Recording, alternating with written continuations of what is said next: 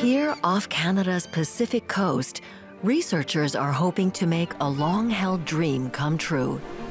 Behavioral biologists and IT experts have teamed up to create programs aimed at deciphering acoustic signals from animals. Could artificial intelligence help to identify patterns in the sounds made by marine mammals? Will we soon start to understand what it is that whales are talking about?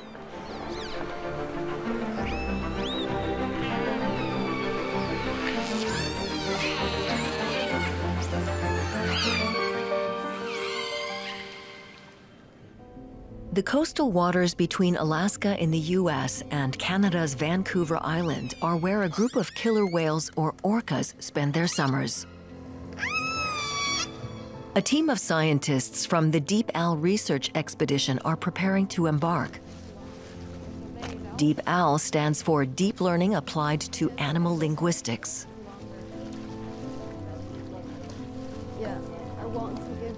Computer scientist Elmar Noeth from Germany's University of Erlangen has spent years working on automatic recognition for human speech patterns. Can the same methods be adapted to animal languages? Underwater microphones embedded in tubes serve as the expedition's ears. For 3 summers, teams of computer scientists and biologists have set out to record orca calls and document whale behavior.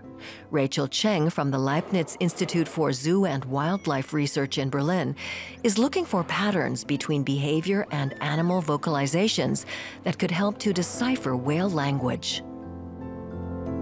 I assume they would exchange information. They may have a very, very different system, which may not fit into our prototype language. Around 300 orcas are identified as northern residents, as they spend each summer along the coast of Alaska and northern British Columbia. They live in small family groups and are very communicative. Do different families use different dialects? And is it possible to discern the meaning of individual calls? Here, the researchers lower the highly sensitive microphones into the water. The 8 hydrophones can record sounds up to a frequency of 100 kilohertz. That's far higher pitched than what is audible to the human ear. Thanks to the network of hydrophones and acoustic triangulation, the researchers will later be able to calculate the positions of the whales. To avoid disturbing the whales with engine noise, the research trimaran is equipped with an electric motor. While visibility is limited underwater, sound waves are transmitted over considerable distances. That's why a communication system with loud calls is clearly beneficial. They're very tight together and frequent direction change, circling, and body twisting. Yeah. And plus a lot of echolocation. They're socializing like you will see they bump into each other and rub and frequent twisting and then jump onto each other. It sounds like they talk about the plan. What are we going to do next or something? Orcas only spend about 5% of their time at the surface, which makes systematic observation quite difficult. The research team uses drones to document the behavior of the animals. Diving expeditions with whales are prohibited in Canada. The scientists are looking for the smallest meaningful units of communication. Which whale is calling? And which one answers? Are some sounds repeated more than others? Biologist Elisane Durand examines the recordings. Each call comprises a series of brief pulses, which sound like melodic curves to human ears. Each shift in sound could be meaningful. While recording the whale calls, the researchers also document the behavior of the animals.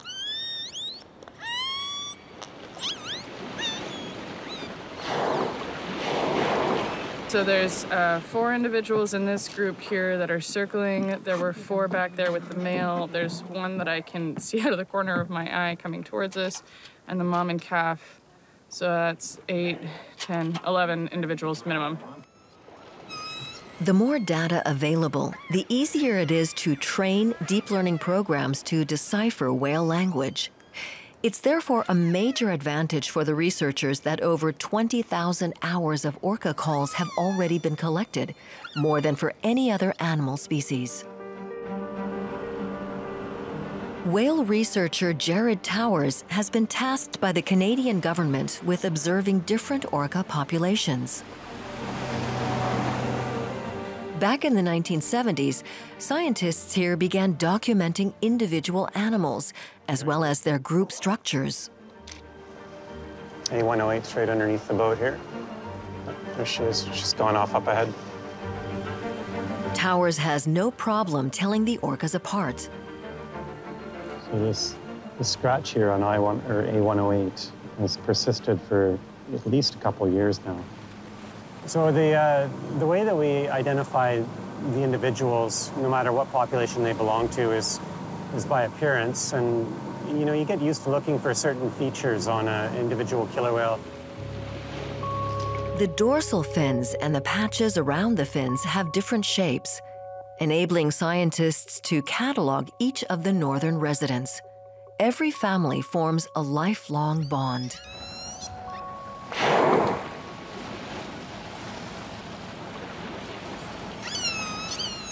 What we're looking at with all of these families is an adult female leading the group, and the fathers of their offspring don't play much of a role in that family group. Jared Towers works for a federal institution that safeguards Canada's waters. His former boss, John Ford, was the first to distinguish between the disparate calls of the whales. Ford's research revolutionized our understanding of the communication system used by the resident orcas.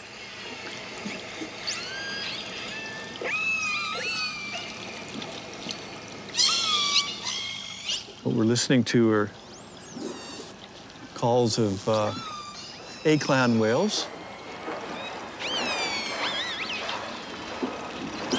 That's the exciting part of underwater listening, is you're getting a window into their life that you would never see. John Ford discovered that the whales use about 50 different calls. Different families prefer different types of calls. These were nicknamed dialects and used to help identify individual families. When they're making the various stereotype signals, it's simply to keep in touch with everybody in the group. They exchange them. They're constantly monitoring each other's location because they can tell where they are because of their very directional hearing.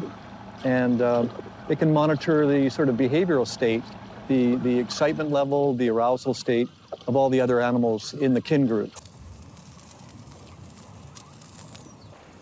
Northern resident orcas visit pebble beaches daily. You can hear them rubbing right now.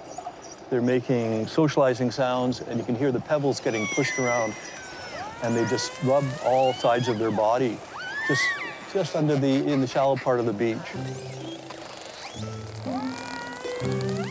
Only a few orca groups worldwide engage in this sort of body rub. This behavior is not genetic. Rather, it's a tradition passed on within families of the northern residents, just like their language. Back on the German-Canadian research boat, it's a challenge to locate each family among the 300 individuals that make up the northern resident population. The orcas are constantly on the move in an expanse of water the size of Belgium. The expedition covers an area from Vancouver Island to the southern tip of Alaska. Seagulls indicate where schools of salmon might be. And this is where orcas often hunt too. Calls from the A-clan can be heard on the underwater microphones. The team tries to determine the position of the whales. This comes from the left, this comes from the right. They compare the calls with a catalog compiled by John Ford, but they encounter discrepancies. The calls of Class N9 are used by different whale families. Calls from the same class should be almost identical, but these differ in length, melody, and harmonics.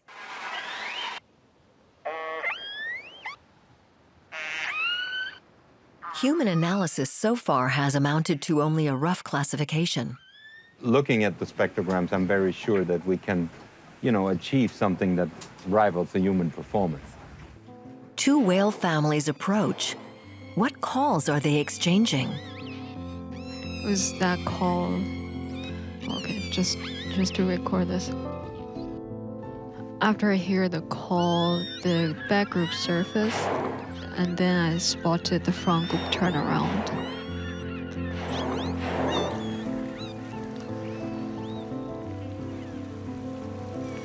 The researchers are interested in which group is calling, which one answers, and which sounds they're using.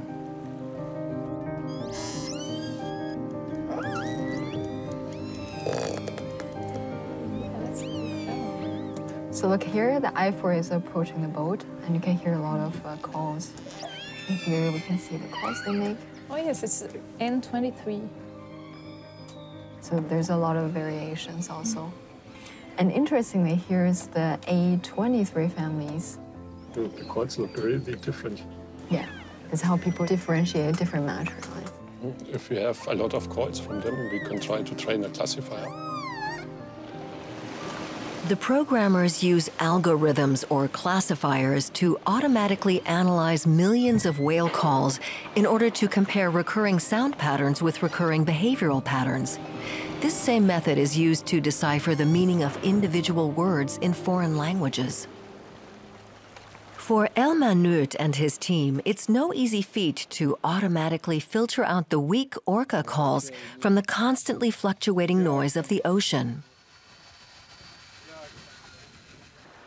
By matching thousands of orca calls on the input side with a target value on the output side, they train neural networks.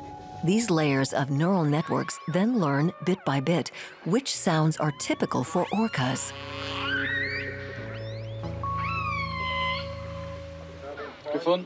The purple peaks indicate a high probability of having found a whale call.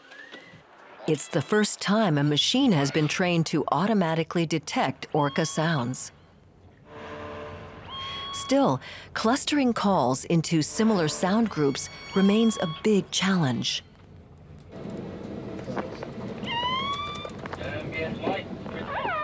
When comparing tens of thousands of recordings, all whale calls are sorted by what they have in common. But the cluster is still too crude to form reliable classes. Further programming is required. The team suspects that the northern resident orcas have a complex language system and may even process more intricate sound patterns than humans. But how much is even known about the acoustic capacity of their brains?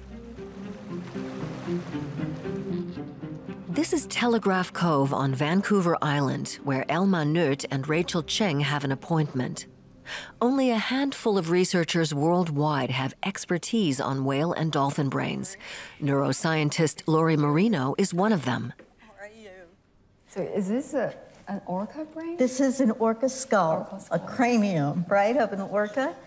And in the front, you would find the melon, where they do where they direct the echolocation. And this part right here, this large part, is where the brain would sit. Wow. Okay. Yeah, yeah. Human and whale brains generally share the same mammalian architecture.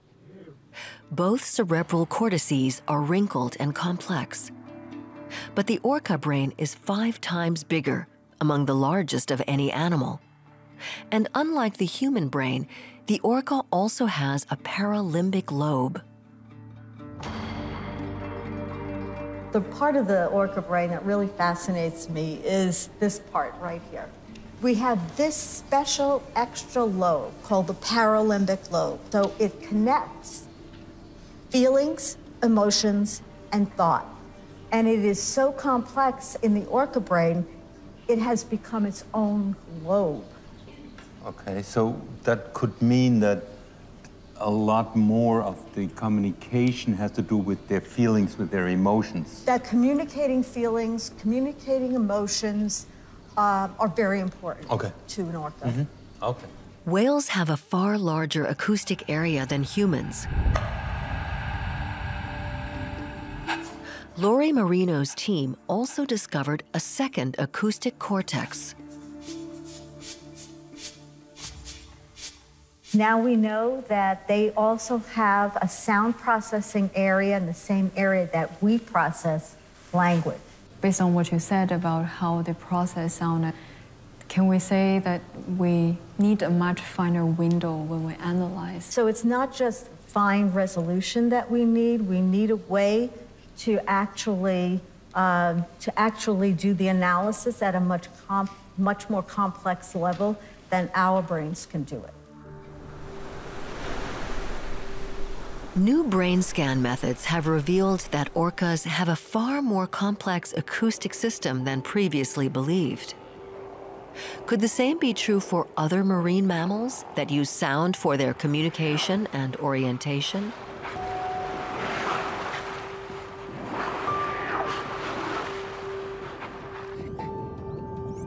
In contrast to other orca groups, the northern residents at some point stopped hunting seals and other marine mammals. Today they feed almost exclusively on the largest salmon in Canadian waters, the Chinook.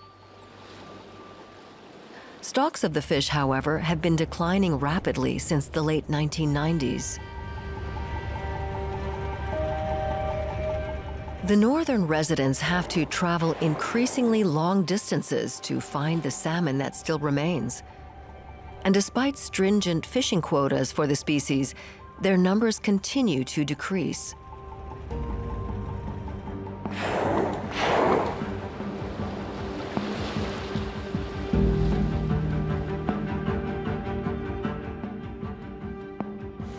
Jared Towers from Fisheries and Oceans Canada monitors if people are complying with the fishing regulations. It seemed to be that when Chinook salmon aren't quite so abundant, the killer whales aren't getting enough to eat, and that causes the population to go down a little bit. The northern resident orcas are classified as a threatened species. When Chinook salmon abundance is low, they don't simply go out and try catching other fish. They haven't learned or they haven't found an ulterior prey resource. It's not like they're going to go out and start killing harbor seals just when there's not enough salmon around. The substantial human appetite for salmon has decimated stocks to critically low levels.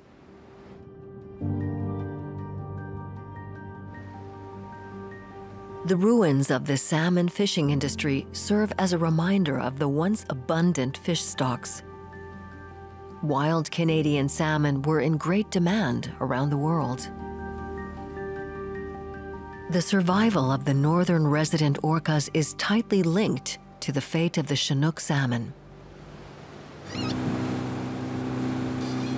Lance Barrett Leonard is a geneticist and behavioral ecologist at the Vancouver Aquarium. He visits the resident orcas every summer to document their long-term health and measure how their body size and shape compares to previous years. To ensure the images are comparable from year to year, the drone hovers exactly 30 meters above the whales. We're almost over them. The group's calf is almost a year old and is still suckling from its mother. The social skills of orcas are illustrated by how they deal with their prey. You've got a species that's highly social, that shares all of its food. So they're compulsive sharers, killer whales. So if they catch a fish, they'll, one whale will eat half and hand it off to somebody else, and they'll bite it, and then another one will come in and take a little bite. The adults sometimes leave living salmon to the younger whales. In this way, the juveniles learn to hunt their prey in a playful way.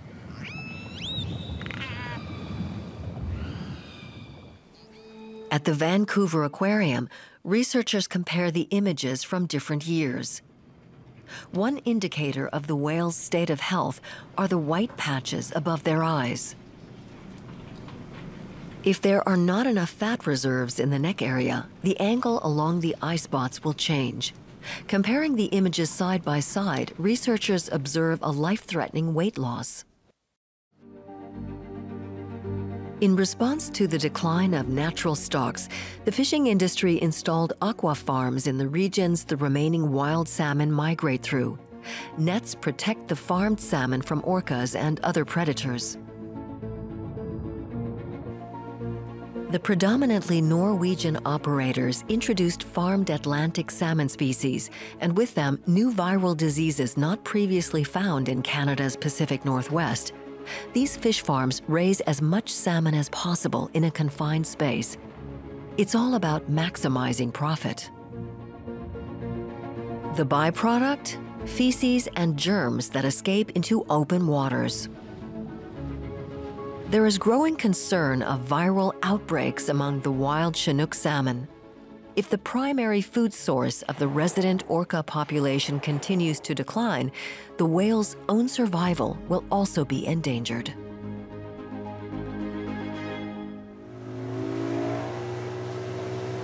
Whale researcher Alexandra Morton is studying the new diseases affecting the salmon.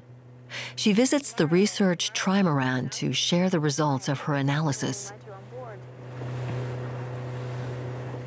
I brought some results on my laptop if you'd like to see them. Yeah, the virus research. Sounds good. Like where we found it and why are the salmon farms such a big problem for the salmon and the whales? Mostly because of where they're located. So we do a molecular test, which basically just looks for the genetic sequence or part of the genetic sequence of the virus. Salmon take in viruses through their gills. The pathogens then infect their bloodstream, causing organ failure. When the salmon farms moved in, the orca stayed away. That made Alexandra Morton suspicious. She took samples near the farms, which were then analyzed in special laboratories. She examined the organs of both wild and farmed salmon. 95% of the farmed fish she dissected were sick.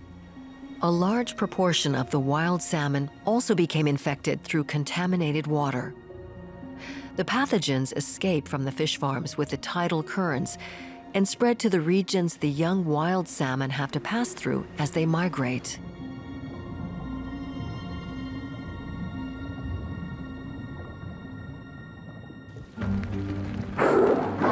"200 kilometers further north, the A42 family searches for prey along the shorelines. The research expedition has reached the fjords of Fisher Channel, once famous for its ample fishing grounds. The whales hunt by day and by night. They don't need light for orientation.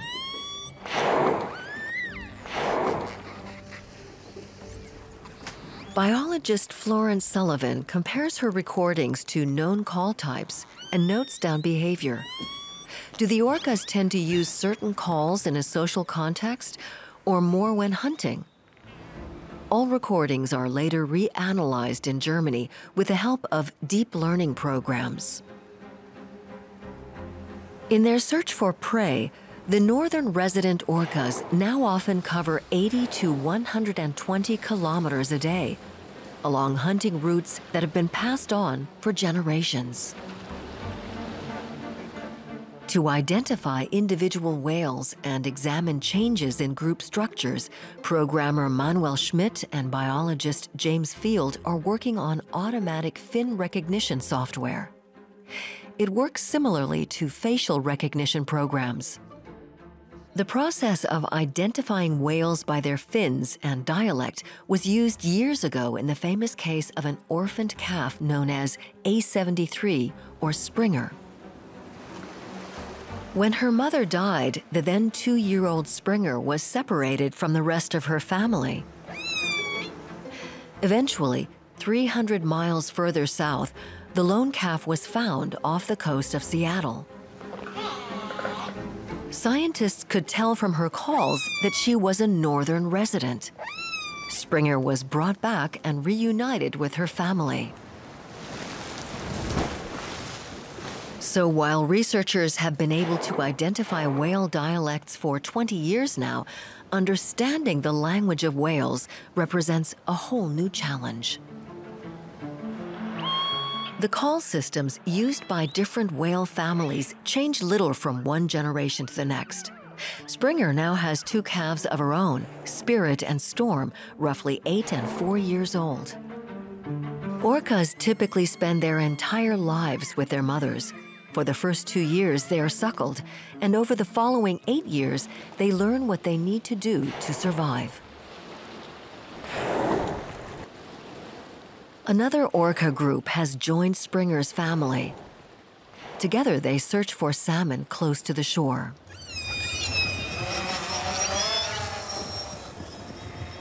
Their hunting strategies vary depending on the local environment. This gives them a wealth of experience that, like their communication system, is passed down through generations. Their group behavior during the hunt seems to be coordinated. The whales exchange a stream of calls.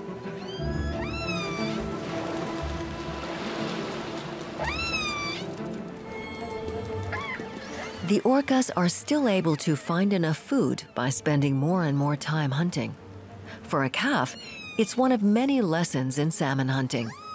For the scientists, it's a rich source of data. Human activity greatly impacts the whale's habitat. And this continuous loud sound, and the orca calls become the background.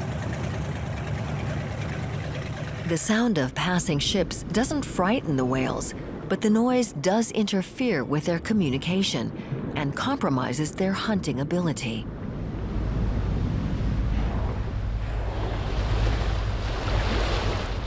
The Canadian government is investigating the impact of ship noise on marine mammals.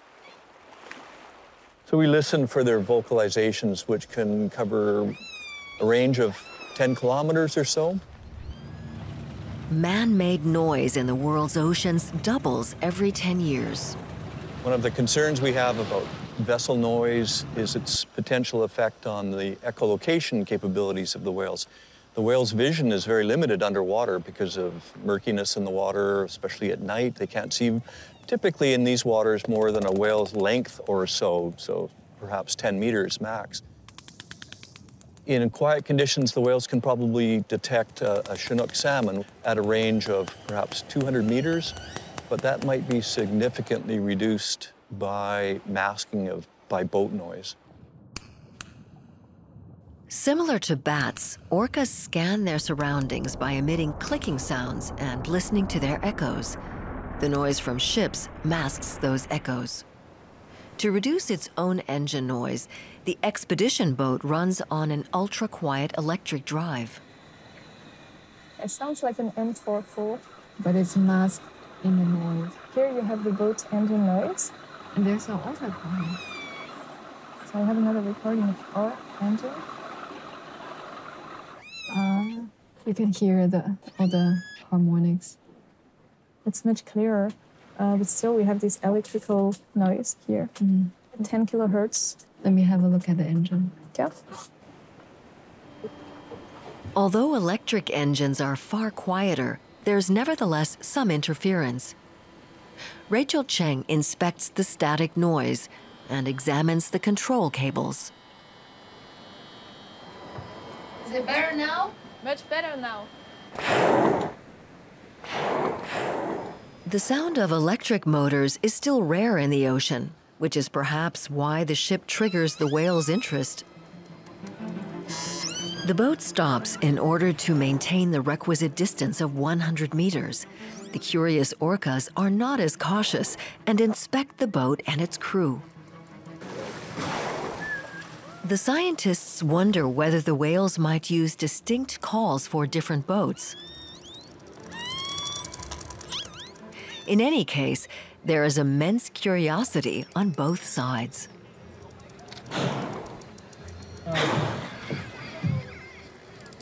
Orcas are extremely social creatures and love to touch one another.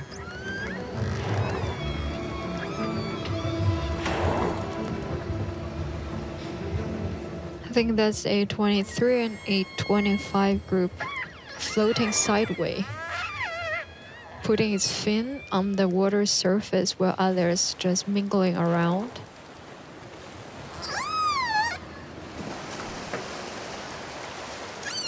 Are their jumps also part of their communication, or just a bit of fun?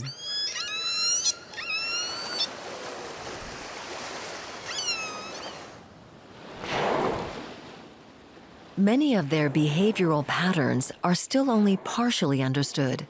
This is also due to the fact that orcas rarely roam close to the surface where humans can observe them. Some distance away, another group of orcas suddenly appears. Marine biologist Elisane Durand wants to get an overview. Okay, which direction should I go now? If we could have the whole group on the starboard side. This is a completely different type of orca. There are 4 transients maybe off the island. Unlike the resident whales, these transient orcas don't feed on salmon. They hunt other marine mammals. Are you hearing anything from these guys, Rachael? No, I don't hear any vocalization. But it seems they're hunting, they're foraging. In another contrast to northern residents, transient whales hunt almost silently. That is because dolphins, seals, and other whales, their natural prey, have excellent hearing. That means they know exactly when they're in danger.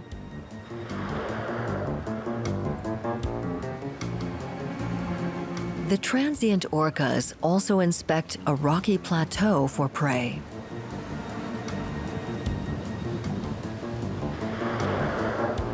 It's a tactic that appears to be successful.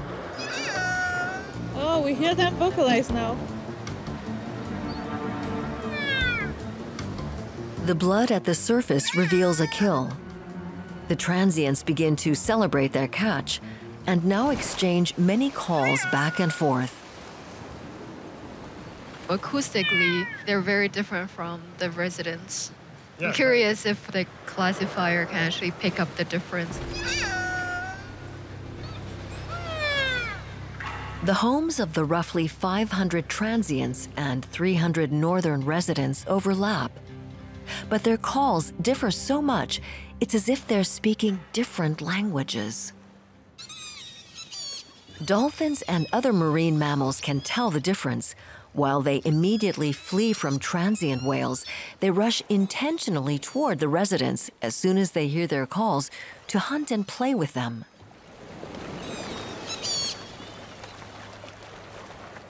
Below deck, Elmar Noeth and Christian Bergler work on the automatic call classification. Here, you hear the orcas? And it shows here the detection of those signals. Yeah. So you always have 2 seconds, 2 seconds, 2 seconds. You can clearly see that the incoming sounds, if there is an orca in it, they will be detected quite... What I like is that the confidence is so high, so the algorithm is quite sure that it did find. Yes. The automatic call detection works. But the challenge is still to match one group of calls with another.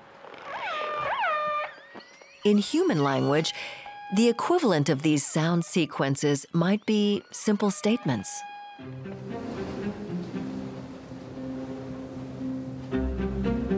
The northern residents consist of 32 families. They typically use different call systems, but are still able to communicate with each other when they meet up.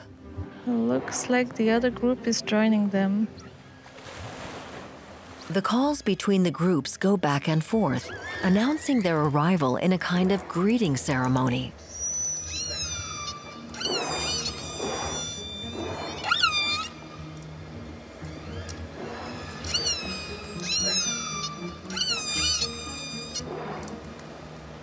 Do Do you still think they're saying I'm here, if they're so close by? No, it's not the same call. The last time it was really one call that the individual was repeating all the time, and it was the same one. Here they're doing like more combinations. Meetings between family groups used to be more frequent when salmon stocks were more abundant and they had to hunt less. Seems to be a lot more melodic. Their sounds are or the vocalizations are a lot longer. I would say they're more complex. They exchange another series of calls before the meeting slowly breaks up. These sounds might signify goodbye. But the researchers will need to compare many other similar exchanges before they can interpret it more decisively. There are thick banks of fog between Vancouver Island and the mainland as the end of summer approaches. Tracking down the whales is more of a challenge. The researchers' only option is to use acoustic localization with the hydrophones. Under calm sea conditions, the sound of the orca calls can range up to 10 kilometers.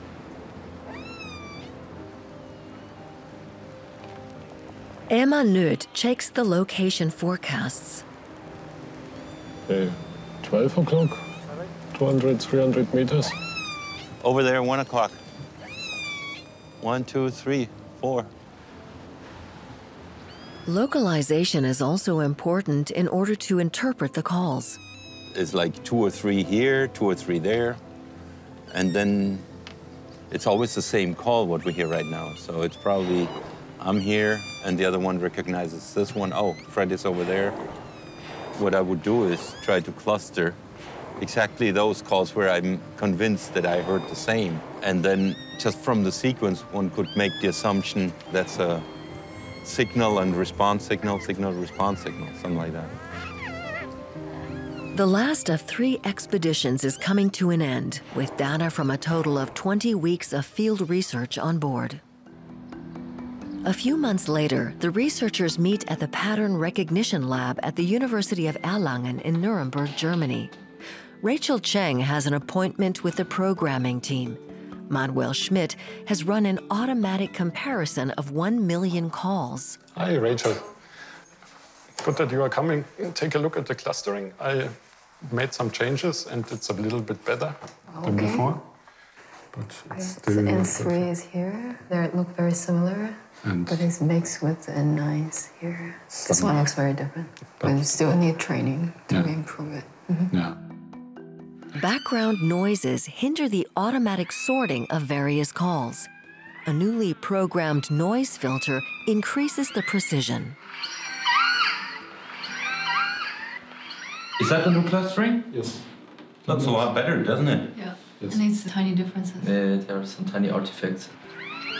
There are still small errors, but on such a large scale where millions of calls are being automatically compared, they become less significant. I think we're at the level where we can run through a couple tapes now, several tapes. But you can use those cluster sequences in order to find those language patterns, like a reoccurring, like a semantic structure. And those can be interpreted as a call followed by an answer followed by another call. The new clustering results are better than expected. Rachael Cheng's task is now to assign recurring call patterns to certain behaviors.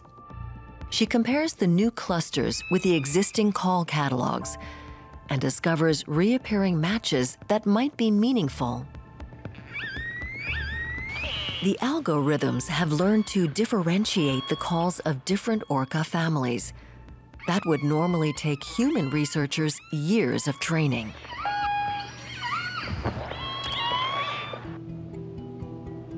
In the future, this will allow automatic detection of which family is calling and the ability to follow the subsequent dialogues between families. The next step is comparing millions of call sequences. Which calls appear together frequently, accompanied by which similar behavior, When decoding human languages, such connections might reveal meaningful possibilities such as sit and chair or table and plate. The deep learning programs cannot yet work completely independently. Without human control, there could be a huge increase in assignment errors. The first matches appear. The same call sequences were used in a similar context, but there are exceptions. The comparisons made so far are not conclusive.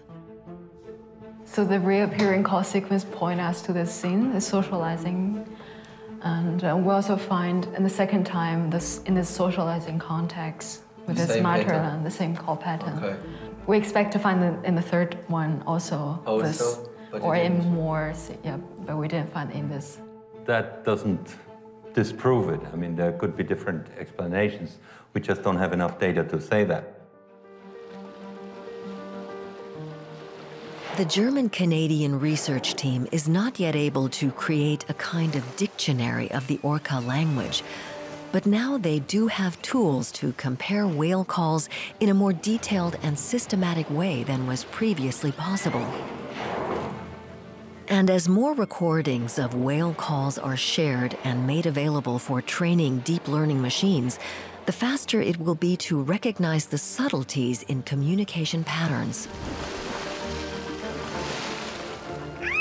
Humans have long faced limitations when it comes to understanding what animals might be talking about. But with the help of AI, a new era of research might allow us to decipher the secrets behind their communication.